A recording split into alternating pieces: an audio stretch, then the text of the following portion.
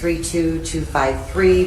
The defendant, Mr. Reed, is present in the courtroom with counsel, Mr. Charles Swanson and Mr. Jay Schlackett. Representing the interests of the state of Ohio is Assistant County Prosecutor James Gallagher. Previously, and specifically on February 25th, 2019, the defendant pled guilty to one count of felonious assault in violation of Section 2903.11A1, which is a felony of the second degree. A felony of the second degree is punishable by a prison term of 2 to 8 years in yearly increments, a fine of up to $15,000. There is a presumption in favor of prison for a felony of the second degree, and if prisons impose, there is a mandatory period of post-release control of 3 years.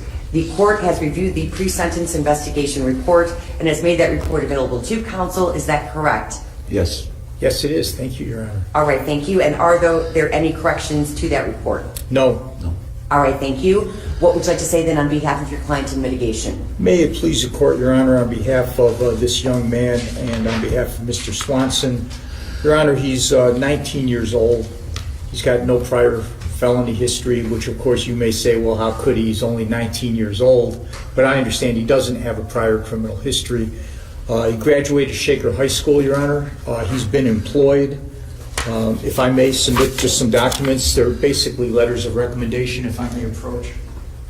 Thank you. That's his one temporary job. That just ended, and he's got a new temporary job. He's waiting for the assignment. But he's working every day. He's drug and alcohol free. He's really doing the right thing.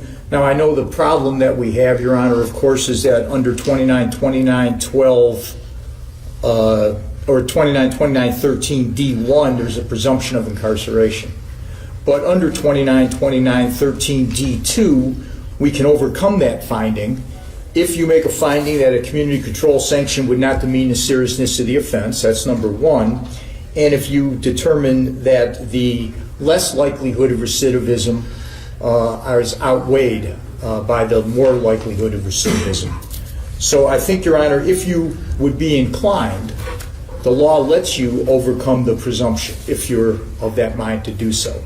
The reason that the gun spec was taken out of this case is because it was extremely confusing in terms of a factual scenario. There's different versions of actually what happened.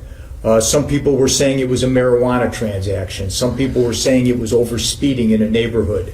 There's a whole lot of different dynamics of what happened. What ultimately happened is this young man got into a fight with another young man. If he would have lost that fight, he'd be the victim and the victim would be the defendant. But in this case, he's the defendant and the other fighter is the victim.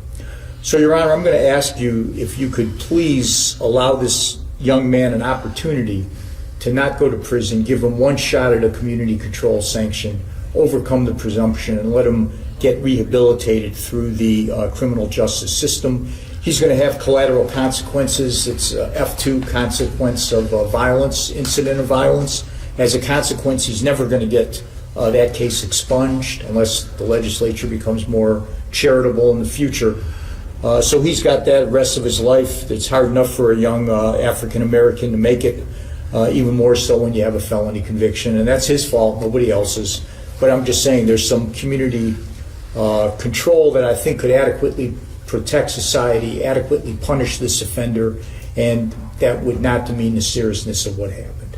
So thank you, Your Honor. Thank you. And Mr. Reed, what would you like to say on your own behalf? I would like to apologize to the city of Cleveland, Ohio, and as well as Isaiah Vega for the situation that occurred. If I could take it back, if I could do anything possible to make his well-being better than what it is now, ma'am, I mean that from the bottom of my heart. I've been trying to basically just cope with it. My family, I've seen how it's impacted them. My girlfriend, and most importantly, my mom, just seeing the heartbreak in her eyes every day. I'm not going to say I'm a perfect person. I'm not going to say I haven't made mistakes before, but I can say in a situation of this seriousness, I will not make this mistake again. I'm doing everything in my will to show the community that I'm not this type of person. It escalated, and I really wish I didn't do what I did. I apologize for multiple pauses. I really apologize for everything. It's taking a huge toll on me and my family now, and I'm just really trying to show and prove to everybody that I'm not this type of person. I've never been this type of person. Anytime I've witnessed arguments, I've always been the mediator of the situation. Anytime something's been physical, I've always tried to make sure that it doesn't get too physical. Not even too physical, to make sure that it doesn't go where it shouldn't go. I should say where it doesn't belong, and as a human being, where we should treat each other with compassion and understanding, then that's where we could take it. Thank you for your consideration, Your Honor. Thank you. And Mr. Gallagher, what would you like to say on behalf of the state of Ohio and or the victim? Thank you, Your Honor. The state does acknowledge that this defendant does have a lack of record at this point in time.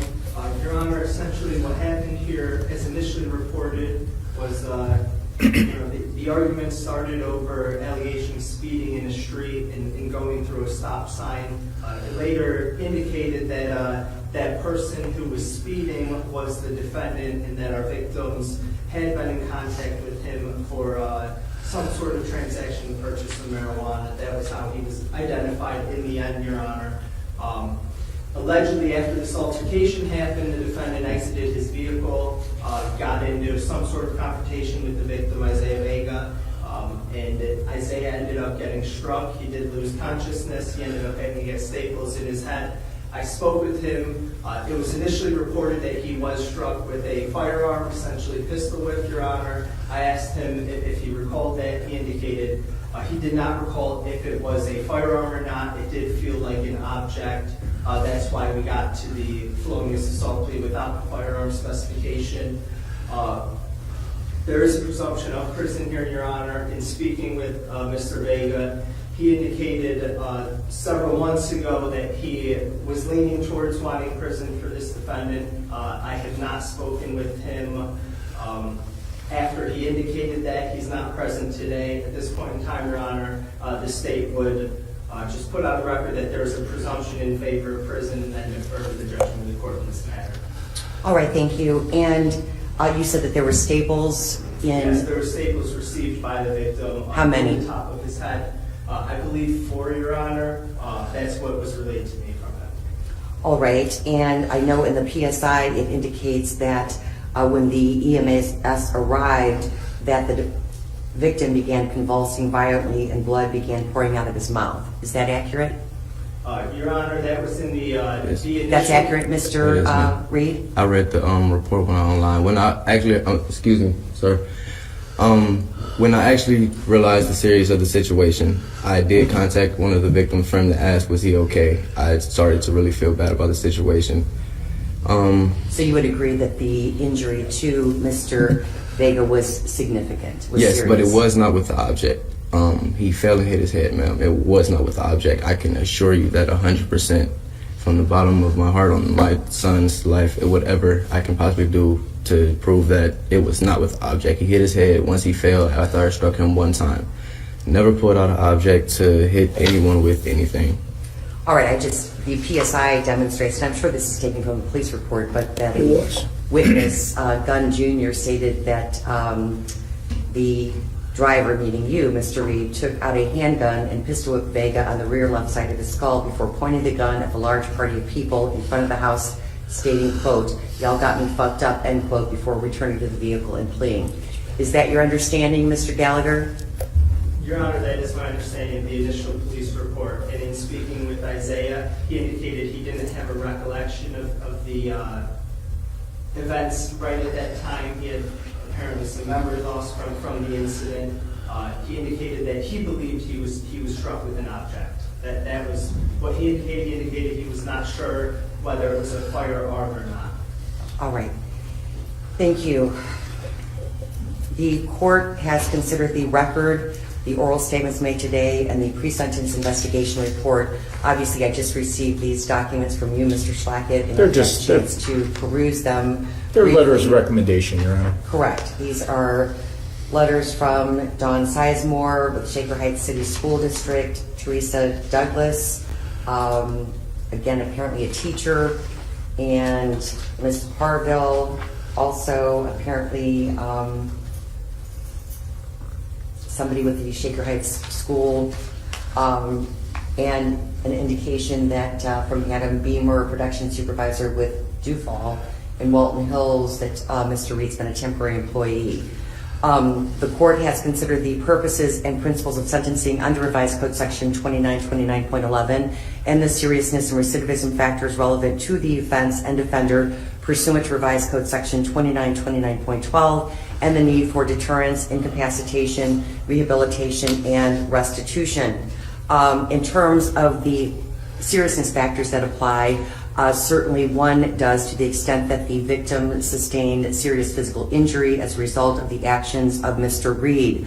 There's nothing to indicate that the defendant's conduct is less serious. In fact, I don't think anybody disagrees that it was Mr. Reed that stopped his car after being yelled at to slow down and actually got out of the car, pulled back, reversed his car, got out, and confronted others on the street, to include Mr. Vega, who ultimately assaulted and caused a serious injury too.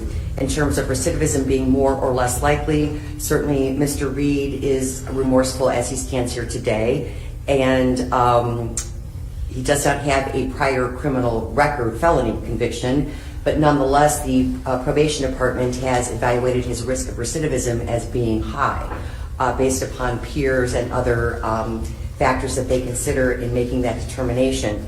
And of course, we do have the presumption of prison for a felony of the second degree. So the court does find that a prison sentence is consistent with the purposes and principles of sentencing under revised code section 2929.11, and that the defendant is not amenable to a community control sanction due to the seriousness of the defendant's conduct and its impact on the victim, and because it is reasonably necessary to deter the offender in order to protect the public from future crimes, and because it would not place an unnecessary burden on government resources.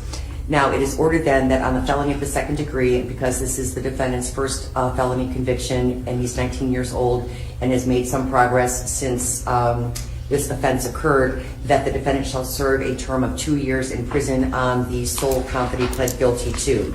Now, as part of your sentence, you are subject upon your release from prison to a period of post-release control to be supervised by the adult parole authority. This is mandatory and is for a period of 3 years. If you would fail to meet the terms and conditions of post-release control supervision imposed on you, then the adult parole authority can modify and or extend your supervision and make it more restrictive, incarcerate you for up to 1/2 of the original sentence imposed by the court, charge you with a new offense called escape, another felony where you would face additional prison time, and if you commit a new crime while on post-release control, you can face the maximum penalties under the law for the new crime committed. And I'm not imposing a fine, but I am ordering that you pay court costs, and credit will be granted for all days spent in custody, in this case prior to sentencing, together with all future custody days while the defendant awaits transportation. 6 days. You'll be given credit for 6 days. Mr. Gallagher, anything further? Nothing further. Mr. Schlackett, anything further? No, thank you, Judge. All right, the defendant is ordered to the custody of the chair for transport to the Lorraine Correctional Institution for evaluation as to transfer to the appropriate correctional facility. Now, Yes. please, don't. Not going to help. Get yourself more time.